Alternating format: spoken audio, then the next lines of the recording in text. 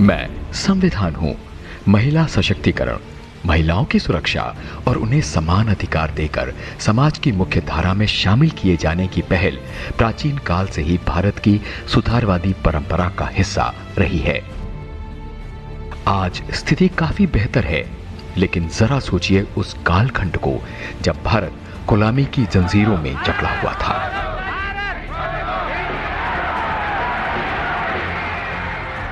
मगर सांस लेने के लिए भी इजाजत की जरूरत थी। ऐसे में महिलाओं की भला स्थिति क्या रही होगी? समाज और राजनीति में उनकी भागीदारी कितनी रही होगी? कितना मुश्किल रहा होगा उन्हें चार दीवारी से बाहर निकालना और आजादी की लड़ाई के लिए तैयार करना। मगर असंभव से लगने वाले इस काम का बीड़ा उठाया सुचेता कृपलानी ने। सुचेता कृपलानी, जिन्हें हम सब भारत निर्माण की दिशा में एक अमिट और दमदार हस्ताक्षर के तौर पर याद करते हैं।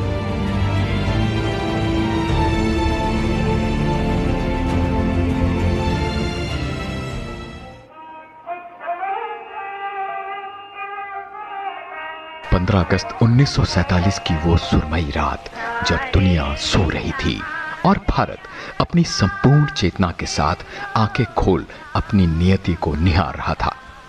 नियति एक समृद्ध भारत की, नियति एक शांतिमय भारत की, नियति एक लोकतांत्रिक भारत की।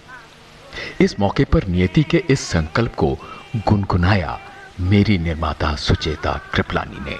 यह स्पष्ट घोषणा थी भविष्य के भारत की और संकल्प था सारे जहां से अच्छा हिंदुस्तान हमारा।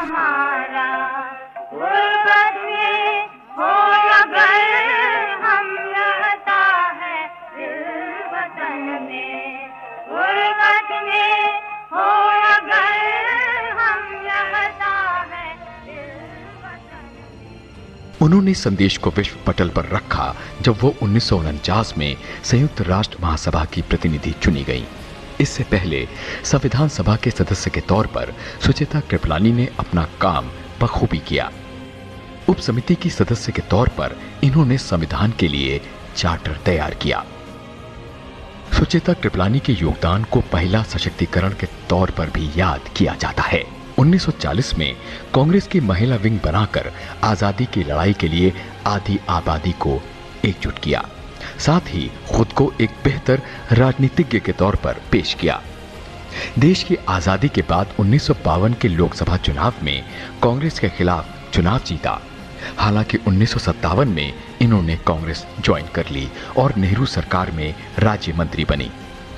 1962 में यूपी विधानसभा का चुनाव लड़ा। 1963 में चुनाव जीतकर ये आजाद भारत के सबसे बड़े राज्य उत्तर प्रदेश की पहली महिला मुख्यमंत्री बनी। 1967 में गोंडा से जीत हासिल कर संसद पहुंची। निसंदेह सुचेता कृपलानी एक जुझारू स्वतंत्रता सेनानी और बेहद कुशल राजनीतिज्ञ थीं। सुचेता कृपलानी मेरे उन निर्माताओं में से एक थीं जिसने अपनी पहचान एक कुशल शासक के तौर पर गढ़ी। अगली बार बात ऐसे ही एक निर्माता की।